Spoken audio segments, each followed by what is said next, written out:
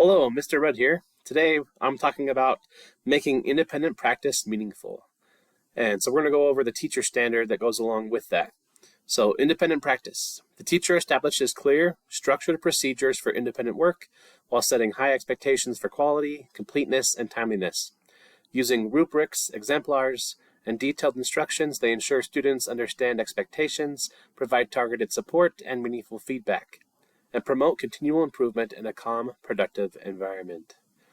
So, like most teachers, if you can think back to a time when a lesson just didn't really work out too well, right? I think we've all had those. And what we need to do is kind of think back to our students that we had at that time. What expectations did we have?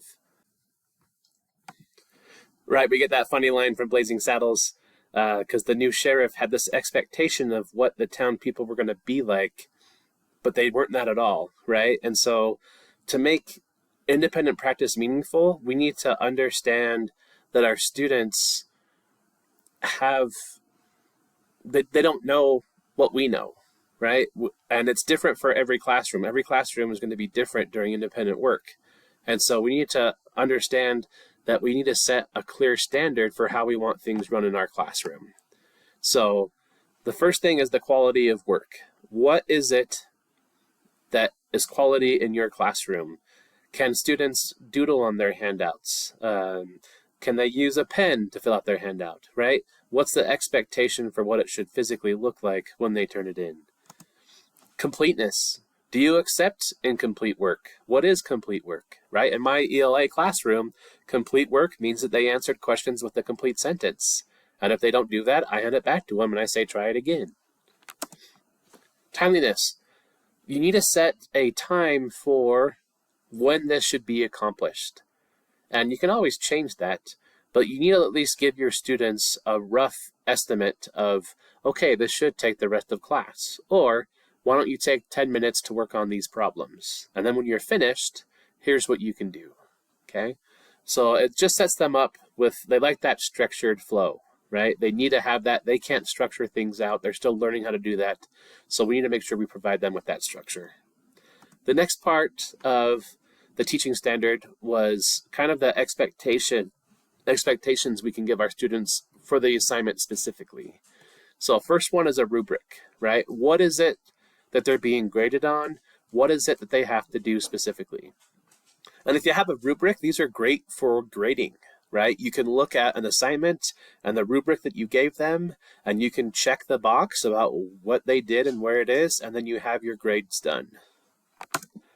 Exemplars. I would recommend taking examples from past years so that your students have a physical copy of what it should look like, right? Or you display one up on the board of this is how it should be. Detailed instructions. When we have students absent and missing, we post stuff onto Google Classroom, and if we don't give instructions, they're not going to know how to do it. And so since we already have to do that step, we should probably make sure that we have those instructions on the piece of paper. I can give my students instructions as a class, and most of them, that's not going to be a problem. But for those that aren't paying attention, or for those that forget easily, they're going to go home, look at the assignment, and go, I don't know what I'm supposed to do. Right? So making sure we have detailed instructions for each step of the assignment. And then we go on to the last part of the teaching standard, which is really the responsibilities of the teacher.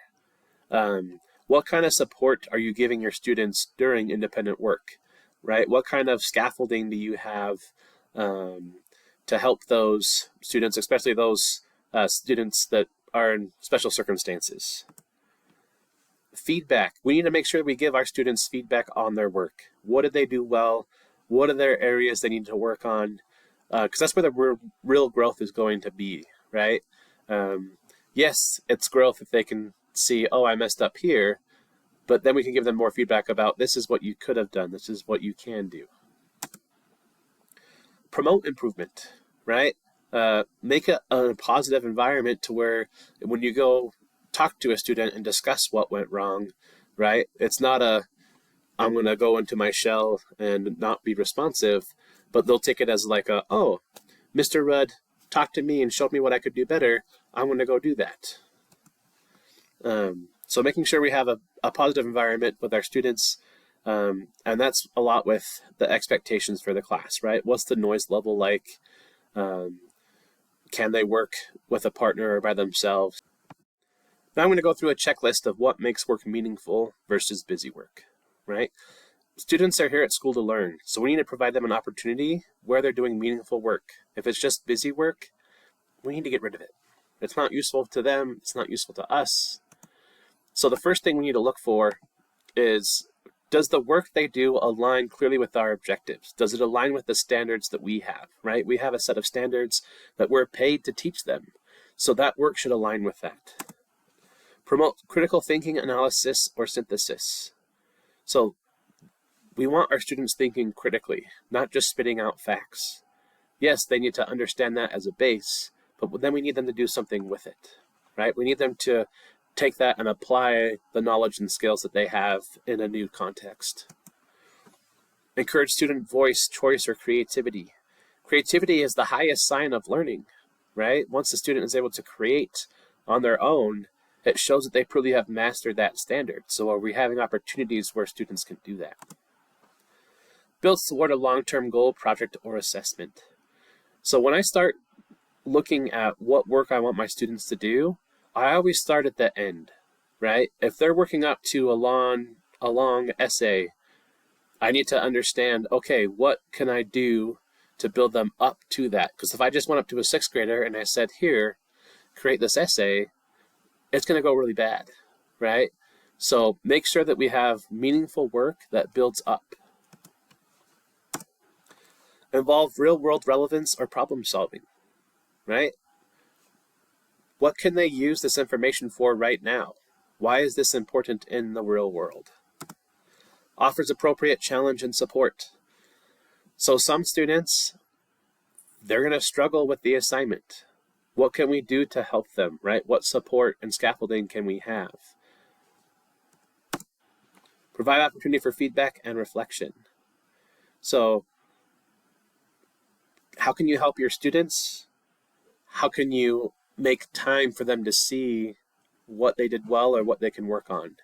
And then as far as yourself too, like, you can reflect on the assignment as well. What went well with this assignment? What didn't go well? How can we avoid that in the future? Encourage collaboration, discussion, or inquiry, right? Peer-to-peer learning is very important. And so if we have time to have students discuss and work with other students, right? We are now providing them with yet another opportunity to show their learning. Help students track their growth and understanding, right? So when we hand out work and an assignment, sometimes it doesn't need to be graded, right? Sometimes it's a practice. Sometimes it's just getting them familiar with the concept. But we do need to have a track of where were your students and where are they now, right? We need to be able to look at something that shows the growth.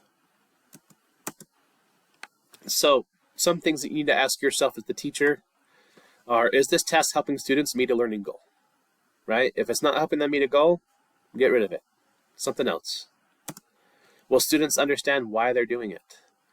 And that might be difficult, right? Because sometimes we have a very specific standard and students are going to say, oh, Mr. Rudd, I'm never going to use that in my life. Well, we don't know what the future holds, right? But we could just say this could be an option in your future, right? Does it challenge them to think, create, or connect ideas, right? We need to make sure that we're pushing our students. That's where the learning grows, is when they're in that slightly uncomfortable feeling. And if we don't challenge them, then it's now busy work, right? If we're doing crossword puzzles and word searches at the end of a unit, that's probably not the best idea for our time, because it's not really challenging them or making them think. And then ask yourself, would you yourself value completing this task, right? If I have them write a story, what would make me want to write a story?